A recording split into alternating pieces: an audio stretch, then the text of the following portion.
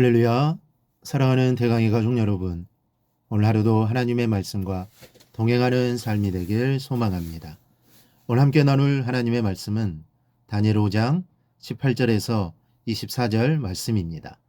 왕이 지극히 높으신 하나님의 왕에 붙인 느부갓네살에게 나라와 큰 권세와 영광과 위엄을 주셨고 그에게 큰 권세를 주셨으므로 백성들과 나라들과 언어가 다른 모든 사람들이 그의 앞에서 떨며 두려워하였으며 그는 임의로 죽이며 임의로 살리며 임의로 높이며 임의로 낮추었더니 그가 마음이 높아지며 뜻이 완악하여 교만을 행함으로 그의 왕위가 패한 바 되며 그의 영광을 빼앗기고 사람 중에서 쫓겨나서 그의 마음에 들짐승의 마음과 같았고 또 들나귀와 함께 살며 또 소처럼 풀을 먹으며 그의 몸이 하늘 이슬에 젖었으며 지극히 높으신 하나님이 사람 나라를 다스리시며 자기의 뜻대로 누구든지 그 자리에 세우시는 줄을 알기에 이르렀나이다.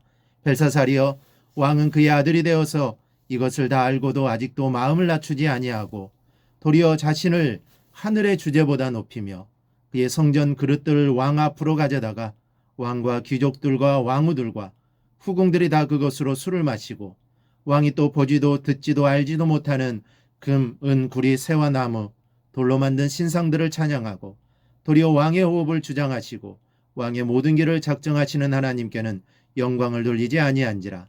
이러므로 그의 앞에서 이 손가락이 나와서 이 글을 기록하였나이다. 아멘.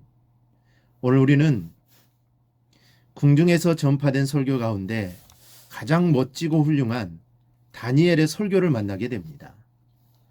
다니엘은 왕 앞에서 짧지만 강력한 메시지를 선포합니다. 그런데 실은 신하가 왕에게 설교를 한다는 것은 쉬운 일이 아닙니다. 어찌 보면 자신의 목숨을 걸고 하는 이야기입니다. 마치 에스더가 아하수에로 왕 앞에 나갈 때 죽으면 죽으리라라는 마음으로 나갔던 것과 같습니다. 무슨 일이 있어도 왕 앞에 나가겠다는 것입니다. 무슨 일이 있어도 이 말은 꼭 해야겠다는 것입니다. 이런 마음으로 왕 앞에서 설교를 하고 있는 것입니다. 저는 다니엘의 설교를 보면서 어쩌면 이렇게도 담대하고 거침없는 설교를 할 수 있을까 생각하며 저도 이런 설교자가 되고 싶은 마음이 들었습니다. 그런데 우리 모두도 이러한 담대함이 있어야 합니다. 주의 복음에 대해 그리고 믿지 않는 가족의 구원을 위해서는 이렇게 담대하게 전해야 합니다. 담대하게 예수 그리스도를 전해야 합니다. 담대하게 하나님의 말씀을 전해야 합니다. 그럴 때 하나님의 놀라운 역사가 일어나게 되는 것입니다. 다니엘은 벨사살 왕에게 전하는 메시지에서 과거 느부갓네살 왕의 이야기로 서론을 시작하고 있습니다. 제가 다니엘의 설교를 간략하게 정리하면 바벨론의 전성시대를 열었던 느부갓네살 왕의 영광과 위엄은 하나님께서 내려주신 것입니다. 자신이 이룬 것 같지만 아니었습니다. 하나님이 그에게 주셨던 것입니다. 하나님이 그에게 주신 권세와 영광과 위엄이 얼마나 컸던지 모든 나라가 그 앞에서 떨며 두려워하였고 느부갓네살 왕은 자신이 마음먹은 대로 죽이기도 하고 살리기도 하는 위엄을 발휘했습니다. 그러나 불행하게도 왕은 마음이 교만하게 되어 하나님의 존재를 잊고 자신이 마치 위대한 신인 양 행동했습니다. 그러자 하나님께서는 그의 왕위를 폐하시고 그의 영광을 빼앗으셨습니다. 뿐만 아니라 그로 하여금 정신병자가 되어 광야를 떠돌게 하셨습니다. 그 느부갓네살 왕은 모든 권세와 통치가 하나님의 손에 달려 있다는 것을 깊이 깨닫고 여호와를 찬양하고 또 찬양했습니다. 느부갓네살이 이렇게 변화되었을 때 하나님은 전보다 더 큰 영광과 위엄과 권세를 그에게 허락해 주셨습니다. 이것은 다니엘의 설교 가운데 서론입니다. 이제 본론에 들어가면서 다니엘의 거센 질책과 책망이 선포되는 것을 볼 수 있습니다. 지금부터 다니엘의 설교 내용을 함께 살펴보겠습니다. 먼저는 당신은 이것을 알고서도 어찌하여 교만하느냐고 책망합니다.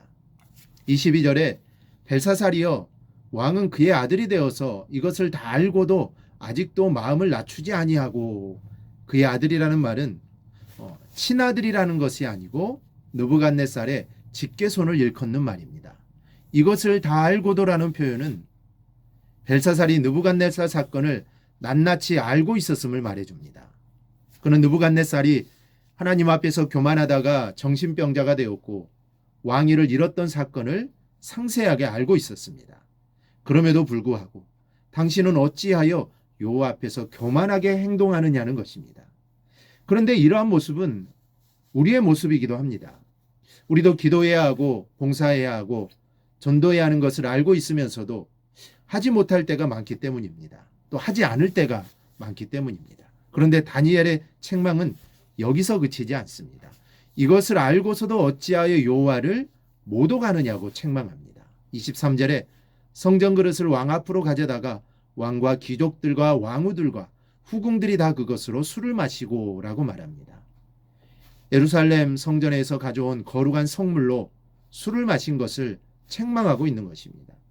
느부갓네살이 징계를 받았거늘 당신은 느부갓네살보다 한술 더 여호와를 모독하고 있으니 당신을 향한 하나님의 심판을 피할 수 없을 거라는 겁니다. 또 하나는 어찌하여 이것을 알고서도 우상을 섬기느냐고 책망합니다. 23절에 또 보지도 듣지도 알지도 못하는 금, 은, 구리, 새와 나무, 돌로 만든 신상들을 찬양하고 도리어 왕의 호흡을 주장하시고 왕의 모든 길을 작정하시는 하나님께는 영광을 돌리지 아니한지라. 느부갓네살을 통하여 하나님이 어떤 분이신지를 잘 알고서도 우상을 섬긴 죄악을 책망한 것입니다.